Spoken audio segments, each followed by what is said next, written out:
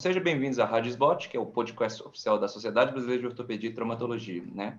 Hoje vamos ter o episódio do programa Dose de Atualização, né? O tema vai ser Desafios no Manejo da Dor Mista no Pós-Operatório, né? Eu sou Ibrahim, ortopedista, membro do Comitê de Dor da SBOT, e eu vou conversar com o professor Dr. Luiz Ângelo. Ele é professor do Departamento de Cirurgia da Faculdade de Ciências Médicas e da Saúde da PUC São Paulo, sediado em Sorocaba, e ele é supervisor da residência de Ortopedia e Cirurgia da Mão.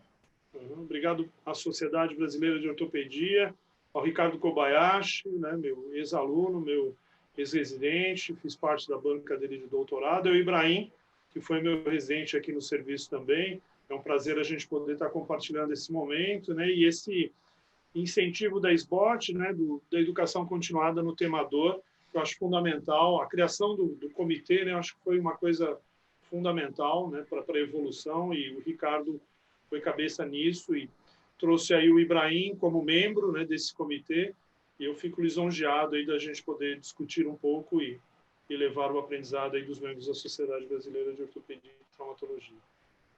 Perfeito, professor. Assim, a gente sabe, né, que a cirurgia é um trauma, né? É um trauma, uma agressão consentida, né? O paciente ele vai submeter a uma cirurgia.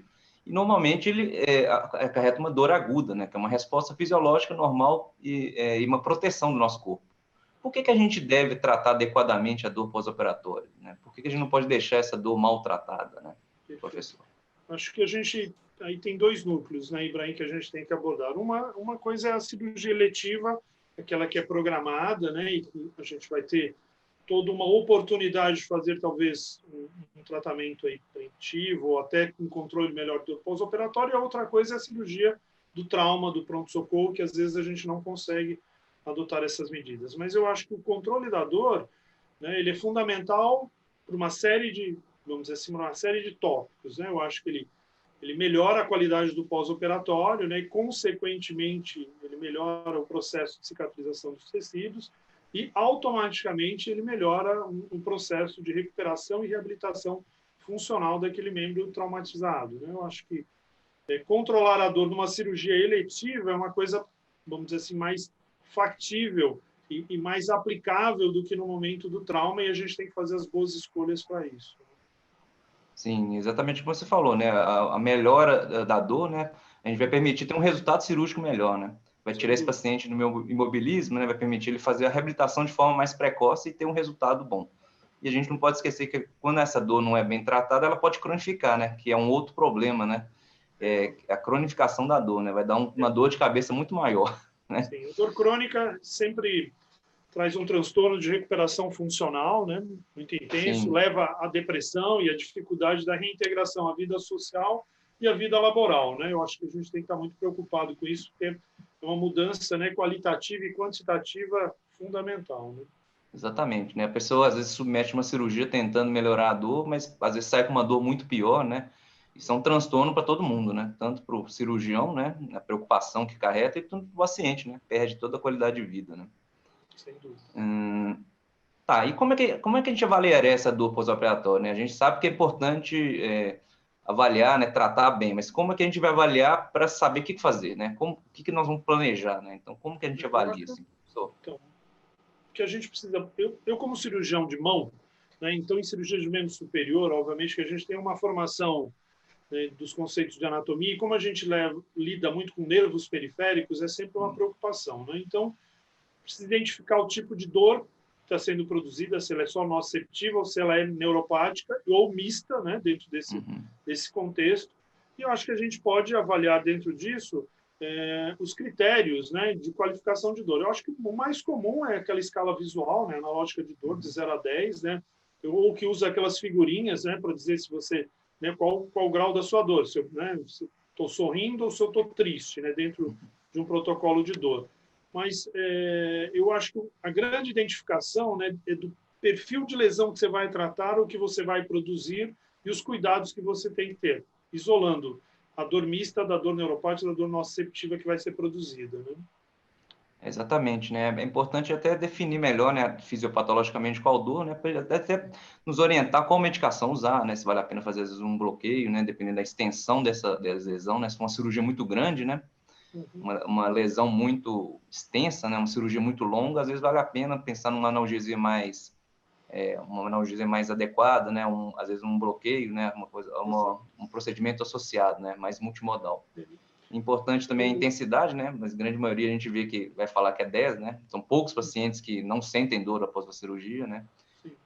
Teria que adequar, né, essa analgesia. Então, é importante essa definição exatamente para programar melhor essa analgesia pós-operatória, né? Ibrahim, mas eu acho que isso desenvolveu muito, viu? Eu me formei em 1987, alguns critérios que eram realizados, então se fazia, por exemplo, sei lá, uma anestesia geral, uma cirurgia que a gente fazia de uma osteossíntese de membro superior, e o paciente acordava mesmo com o controle do anestesista, tentando com analgésicos, né, de ação central e tal, não conseguia um bom controle efetivo, né? Eu acho que o advento dos bloqueios foram excepcionais. Sim. E a evolução dos bloqueios também foram excepcionais hoje com o recurso da imagem. Hoje, lógico, um bloqueio guiado por ultrassom, ele é muito mais efetivo e com muito menos risco de você fazer uma lesão neurológica iatrogênica, né? E porque isso é passível de acontecer, né? Assim, mesmo em bloqueios efetivos, você usa doses menores, né, de anestésico. Então, não, mas hoje existem trabalhos também mostrando que, às vezes, o látex, sabe, de quando você perfura a seringa e injeta, pode causar uma neurite reacional. Mas é uma coisa que a gente começou a praticar na cirurgia da mão há muito tempo, Ibrahim, porque a gente usa muito anestesia locorregional, né, o BIR, por exemplo, e a gente sempre infiltrava a área cirúrgica. Né? Especialmente se você vai fazer um túnel do carpo, você infiltra, a qualidade de dor pós-operatório fica muito melhor, né? E, assim, o uso para membro inferior, eu vi, não era muito comum aqui no interior. Por exemplo, o pessoal usar um catéter peridural para um controle de dor pós-operatória de uma artroplastia de quadril de joelho. Mas hoje eu vejo os anestesistas fazendo bloqueios periféricos, né, dos nervos específicos que suprem aquele segmento, né, e com uma qualidade de pós-operatória muito grande. Tive um exemplo recente, o meu irmão fez uma fratura de pilão e o colega anestesia fez um bloqueio aqui distal, cara, ele ficou 48 horas sem dor. Fica sem dor, né?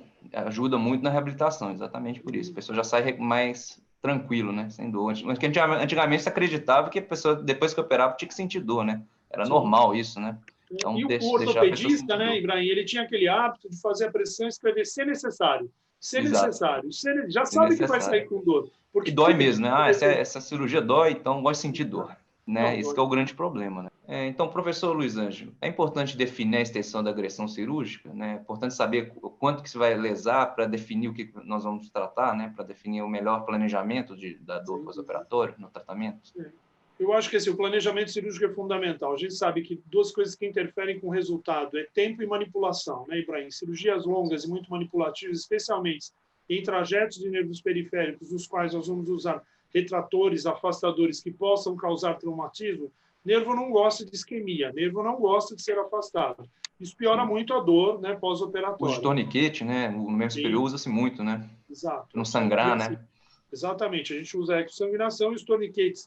Hoje a gente tem adventos de torniquetes de melhor qualidade e também pode utilizar um torniquete, vamos dizer assim, com mensuração de pressão, vamos dizer assim, através de um aparelho que você dosa adequadamente do que aquela só manual, né? Então, muito cuidado, que às vezes os cirurgiões fazem um planejamento, né?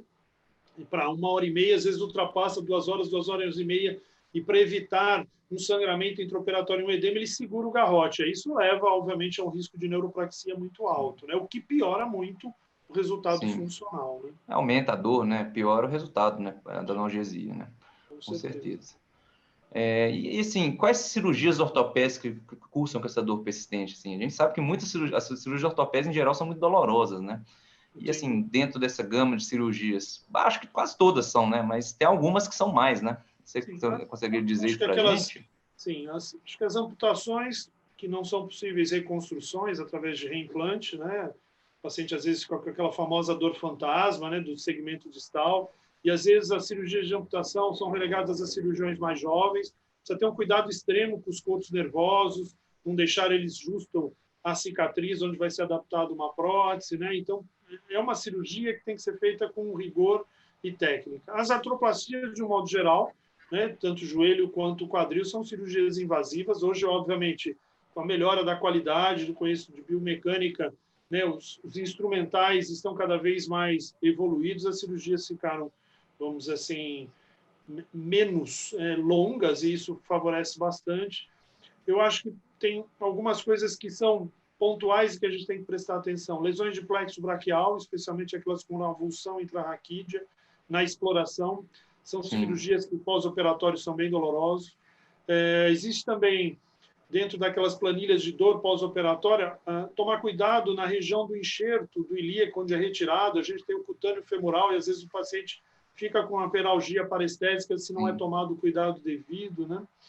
E, assim, quando a cirurgia é eletiva, né, Ibrahim, a gente sabe que a gente pode dimensionar um pouco isso. Assim, na sua experiência, como é que você aborda essa dor pós-operatória? Como é que você faz, assim, vamos pegar um caso, né, na sua prática diária, né, um caso de uma lesão complexa de mão, como é que você planeja essa, vamos dizer, essa analgesia, né? Como é que você faz? Obviamente que isso já começa desde a anestesia, né, um contato com a anestesia, estabelecendo o tempo de cirurgia e o que você espera dentro da lesão em termos de dor, né? Se vai ser uma dor leve, moderada, acentuada, grave dentro desse protocolo, né?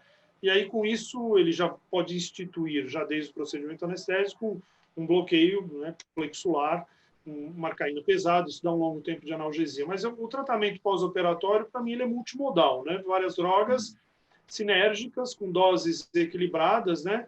E dentro de um escalonamento que segue a escada, né, de dor daquilo que você vai esperar dentro daquela patologia, né, Ibrahim?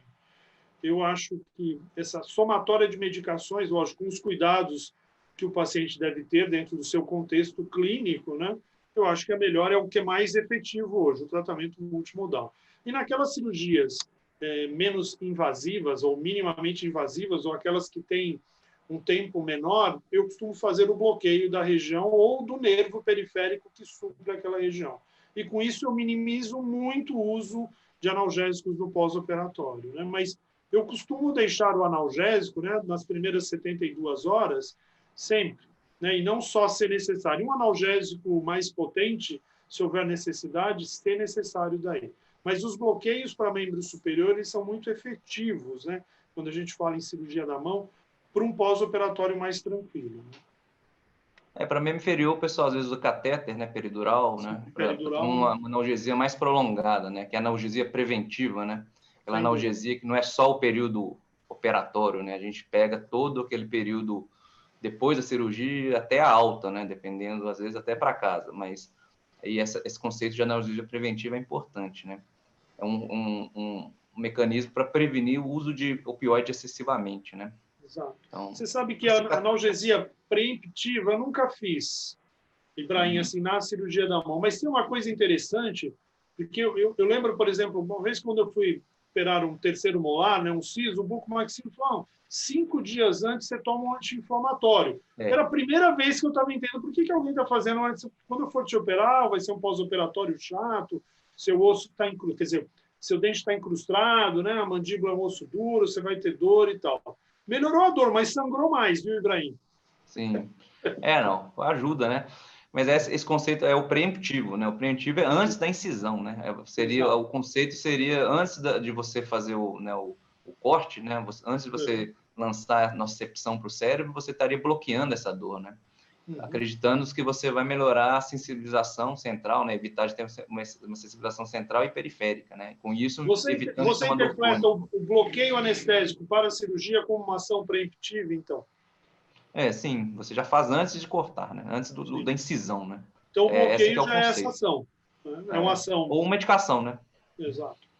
Mas medicação é raro, Ibrahim. De coração é raro a gente usar na cirurgia da mão no pré-operatório. E, assim, a gente já falou, né, como é que seria prescrição farmacológica. Você tem alguma estratégia de prescrição de farmacológico? O idoso, assim, o paciente mais velho? Então, eu acho que o idoso a gente tem que tomar cuidado especialmente com os opiáceos, né? especialmente cirurgia de membro inferior, né? Porque assim, o opiáceo leva às vezes a náusea, isso desidrata fácil, leva a sonolência, ele fica mais suscetível a uma nova queda, né? Tontura e obstipação, né? O idoso obstipa muito fácil e às vezes ele já vai ficar acamado numa cirurgia de membro inferior. Membro superior a gente tem uma certa tranquilidade para isso, né? Então, a gente tenta administrar, fazendo aquela escada, né, de dor, evolução, analgésicos, anti-inflamatórios, aí usa a gabapentina, a pregabalina e vai evoluindo. Opiáceos leves, fortes, e aí já os derivados da morfina, né? Mas Ótimo.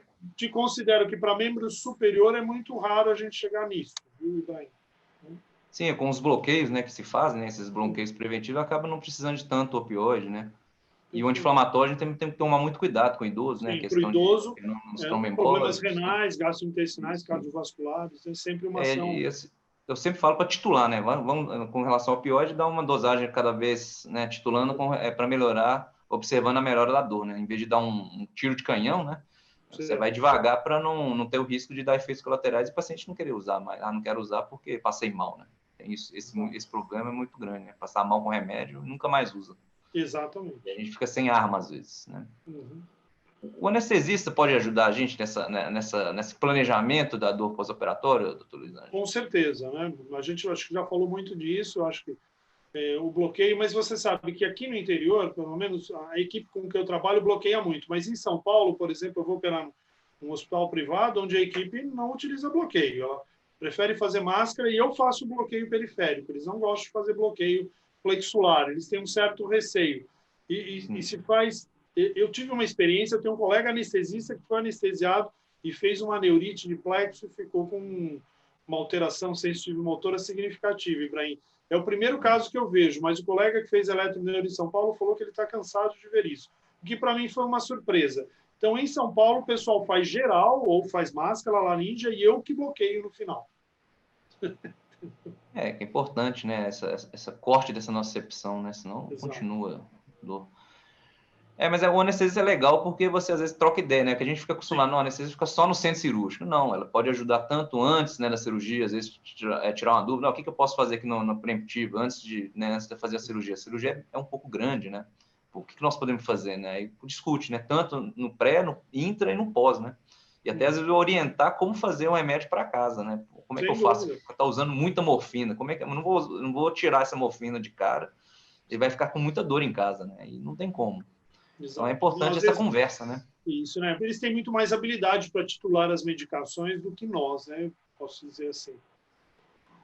Na minha prática, geralmente a gente compartilha isso. Sim. Uso de gabapentinose na dor pós-operatória. Alguma experiência, doutor Luiz Ângelo? Eu tenho pouca experiência, porque as experiências que eu tive não foram positivas. Né? Os pacientes tiveram muito efeitos diversos, e aí foi difícil a adesão. Eu acho que, assim, algumas situações foi positivo, mesmo com a pregabalina. Eu, assim, apesar de estar dentro do portfólio da dor, e até a pregabalina para dor neuropática, né, vamos dizer assim, ela funciona tão bem quanto a gabapentina, mas na minha prática diária eu não tenho grande sucesso ou não tenho grande habilidade, né? Essa é a verdade, né, Ibrahim? Talvez eu que não saiba usar e não tenha paciência ou não consiga convencer meu paciente a manter aquela droga. Mas toda vez que eu usei o efeito adverso, o paciente falou, doutor, eu desisti. Mesmo titulando baixo a pregabalina, começando às vezes com 50 miligramas, evoluindo semanalmente, 75, 150, a gabapentina começando com 300 e tal. Mas é uma experiência pessoal minha, né? Ela não é das mais positivas, mas eu vejo muita gente usando. Quem lida com dor usa muito e com sucesso, né? Então, talvez seja o perfil do paciente, né? Sei lá.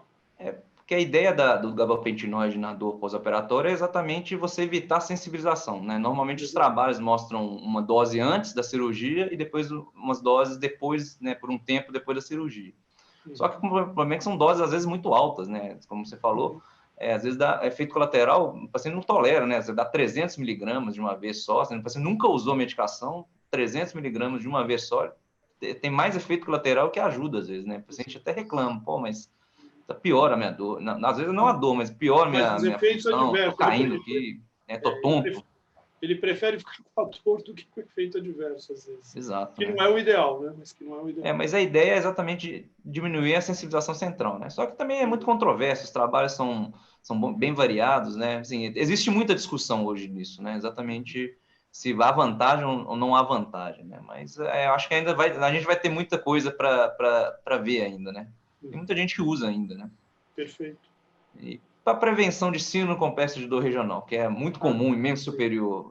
Esse é o tema mais árduo, viu, Ibrahim? Ainda ontem eu atendi uma paciente, assim, angustiante para o cirurgião, né? Recebeu uma paciente que fez uma cirurgia com um colega de túnel do carpo e vem com um quadro desse porte. Eu acho que para as fraturas do rádio, a AAOS, a American Academy of Orthopedic Surgery, eles tinham um protocolo de vitamina C, de uso de vitamina C preventiva e tal. Mas quando você recebe a fratura e vai programar, e tem um tempinho, já inicia e usa por um tempo, né?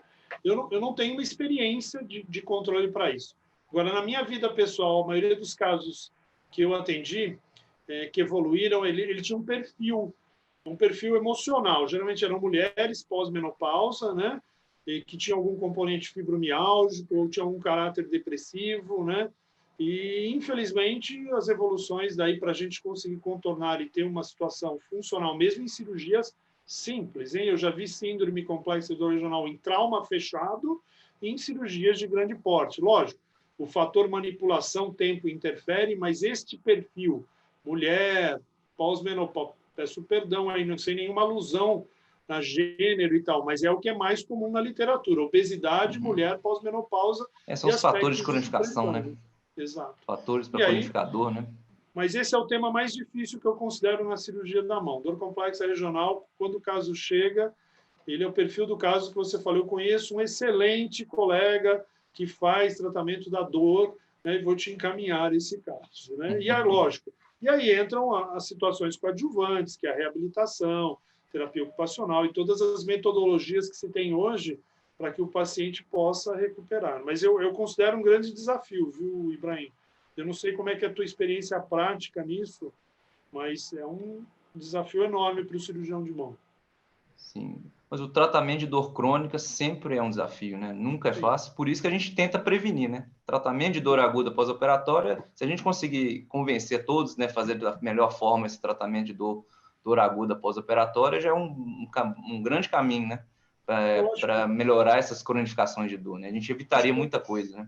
Eu acho que esse é a grande mensagem, o grande aprendizado. Acho que tem que ter uma interação entre equipe, acho que tem que ter uma boa orientação do paciente, planejar bem o tempo, manipular menos, cirurgias minimamente invasivas, a gente já sabe, tentar ter uma percepção da personalidade, do perfil desse paciente, às vezes até tratar outras dores que ele tenha antes de você indicar um procedimento eletivo, né, para ter um feedback melhor, né, mas eu acho que essa integração entre as equipes, né, e dentro desse cenário, ter um melhor conhecimento das drogas e como elas atuam, né, no corpo humano para uma melhor resposta. É muito legal esse bate-papo com o senhor, professor. Foi bem esclarecedor, acho que vai ajudar todos nós aí ver como tratar a dor pós-operatória. Prazer foi todo meu, Ibrahim. Conte comigo. Um abraço a todos. Ótimo. Você acabou de ouvir mais um episódio da Rádio SBOT, podcast oficial da Sociedade Brasileira de Ortopedia e Traumatologia. Todas as edições estão disponíveis no site www.sbot.org.br e nas principais plataformas de streaming. Nos veremos no próximo episódio. Até lá!